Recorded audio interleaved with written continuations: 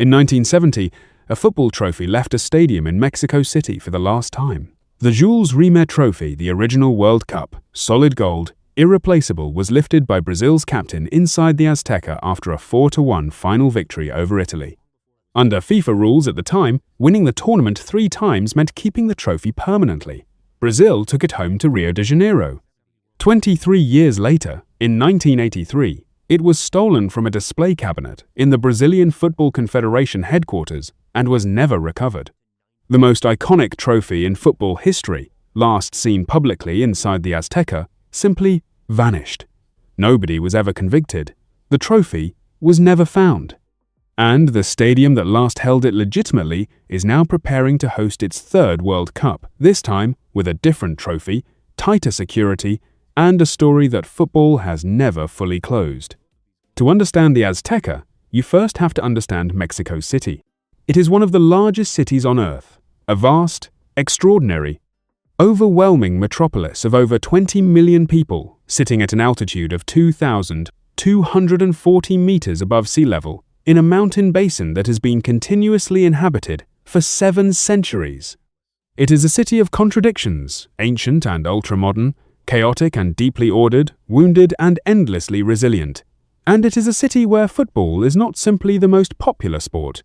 It is the organizing principle of entire communities, the language through which generations have expressed joy, grief, identity, and belonging. Mexican football culture runs deeper than results or trophies. It is embedded in the fabric of daily life in a way that few countries outside Brazil and Argentina can genuinely claim to match. When the national team plays, the city stops. When a big club match takes place, the streets around the stadium fill hours before kickoff, with vendors, supporters, families, and the particular electric tension of a place that understands exactly what is about to happen inside those walls. And the walls they have been gathering outside for nearly 60 years belong to one building above all others. The decision to build a new national stadium in Mexico City was driven by a single ambition to create the greatest football venue in the world. Construction began in 1961 under the direction of architect Pedro Ramirez Vázquez, the same visionary mind that would later design Mexico City's celebrated National Museum of Anthropology. The brief was extraordinary in its scope. The stadium had to be the largest in Latin America. It had to be entirely covered, protecting every one of its seats from the rain and sun that Mexico City's unpredictable climate could deliver. It had to be built on a site in the Coyoacán district of the city with a geological foundation of volcanic rock that presented significant engineering challenges. And it had to be ready within 5 years. Estadio Azteca opened on the 29th of May 1966 with a capacity of 107,394. The name itself came from a public competition, Azteca, a reference to the ancient civilization that had built its empire on the very ground beneath Mexico City centuries before. The structure that opened that day was immediately recognized as something beyond ordinary stadium architecture. Completely covered by a cantilevered roof that wrapped the entire bowl without a single internal support pillar, obstructing any sightline, it offered uninterrupted views of the pitch from every one of its seats. The 2 vast tiers of seating rose steeply from the touchlines, bringing the crowd close to the action and creating an acoustic environment that concentrated noise with remarkable intensity. From the moment the first crowd filled it, the Azteca was not just a stadium, it was an instrument. Mexico was awarded the 1970 FIFA World Cup, and the Azteca was its centerpiece.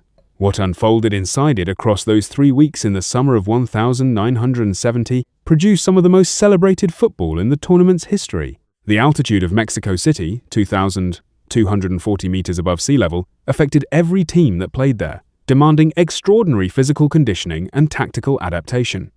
The heat added another layer of difficulty. Players from European nations in particular arrived knowing that the conditions would test them in ways no domestic season had prepared them for. The tournament, built toward a final between Brazil and Italy on the 21st of June 1970, played in front of 107,412 people inside a stadium that had been specifically constructed to host exactly this kind of occasion. Brazil won 4-1. Pelé scored, created, and conducted one of the finest team performances in World Cup history. When the final whistle sounded and the Brazilian players lifted the Jules Rimet Trophy for the third time, earning them permanent possession of it under the rules of the era the Azteca had hosted its first World Cup. Final. It would not be its last. 16 years later, Mexico hosted again. And the Azteca produced the most extraordinary single match in the history of the FIFA World Cup. Argentina versus England. The 22nd of June 1986. The quarter-final. The geopolitical backdrop was inescapable just 4 years earlier. The two nations had fought a war over the Falkland Islands. The match was officially sport.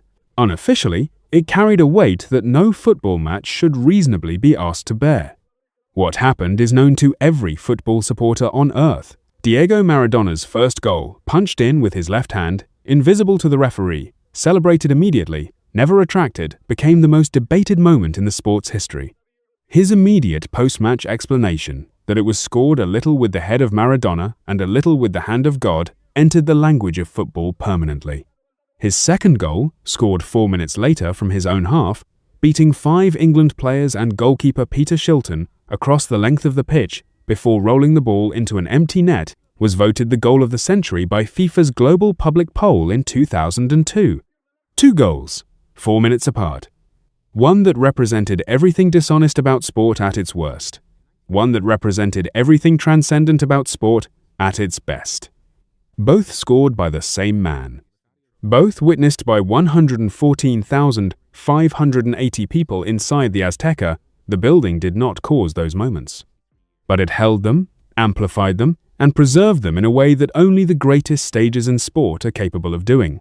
When people talk about that match today, they do not simply talk about Maradona, they talk about the Azteca.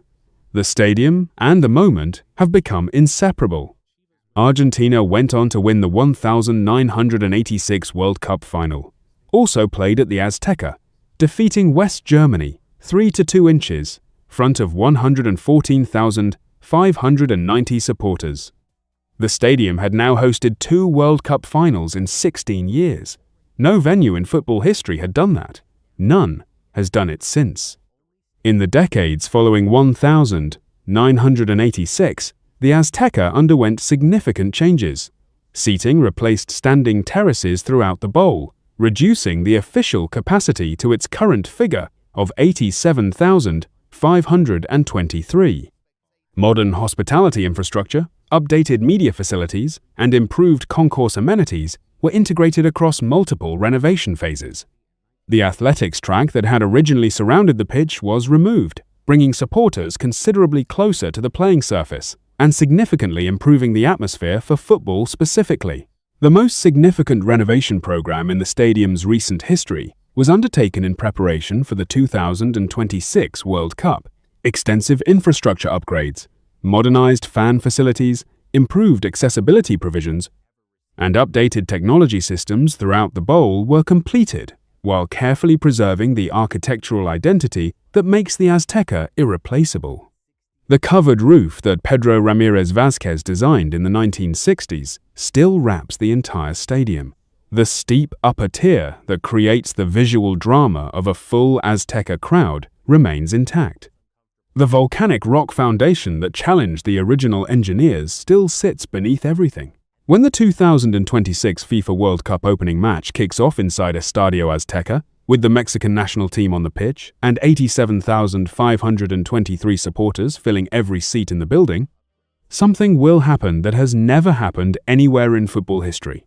A stadium will be hosting its 3rd World Cup, not its 3rd match, not its 3rd tournament, its 3rd World Cup as a host venue across 6 decades of the sport's most important competition. The altitude will still affect visiting teams exactly as it affected them in 1970 and 1986. Mexico City sits 2,240 meters above sea level, and the physical demands that altitude places on players who have not acclimatized to it remain as significant today as they were when Brazil and Italy arrived here more than 50 years ago. Visiting managers will prepare altitude training camps, sports scientists will monitor oxygen levels, FIFA's medical teams will be on heightened alert. The Azteca does not make concessions for any of it. It simply presents its conditions and allows football to respond. There are great stadiums across the world. There are historic stadiums. There are loud stadiums, beautiful stadiums, architecturally remarkable stadiums. There are venues that have hosted extraordinary individual moments, and venues that have staged important finals, and venues that entire nations identify with as the home of their football culture. None of them can claim what the Azteca can claim. None of them have held Pelé lifting a World Cup trophy and Maradona producing the greatest individual performance the sport has ever seen. None of them have hosted 2 World Cup finals and are now preparing to host a 3rd tournament. None of them were built with the explicit ambition of being the greatest football stadium on earth and then spent 60 years making an unanswerable case that they succeeded. The 2026 World Cup will be played across 16 venues in 3 countries. It will visit cities that have never hosted the tournament before. It will fill modern architectural masterpieces with global crowds experiencing the sport at its absolute highest level. And it will open deliberately, symbolically, and entirely appropriately in a stadium that has been doing exactly that since 1966. Estadio Azteca is not the newest venue on the 2026 host list. It is not the largest. It does not have the most advanced technology or the most recently renovated facilities. What it has is something that cannot be built, cannot be renovated into existence, and cannot be replicated anywhere else on Earth. It has 60 years of football history that belongs to no single club, no single nation, and no single generation. It belongs to the sport itself. And in 2026, the sport comes home. Do you think the Azteca opening match will be the most emotional moment of the entire 2026 World Cup? Let us know in the comments below. And if you want more stories like this, make sure you like, subscribe, and stay with Sports Megaprojects.